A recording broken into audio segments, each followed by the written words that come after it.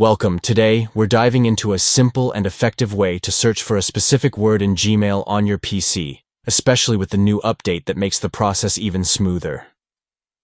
Let's get started. First, open your Gmail account by navigating to the Gmail website and signing in with your credentials. Once you're in, you'll find yourself in your inbox, where all your emails are located. Now, look at the search bar at the top of your Gmail interface. It's where all the magic happens.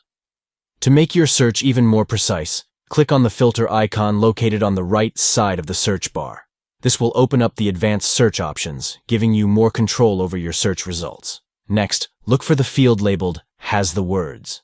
This is where you'll type in the specific word or phrase you're searching for.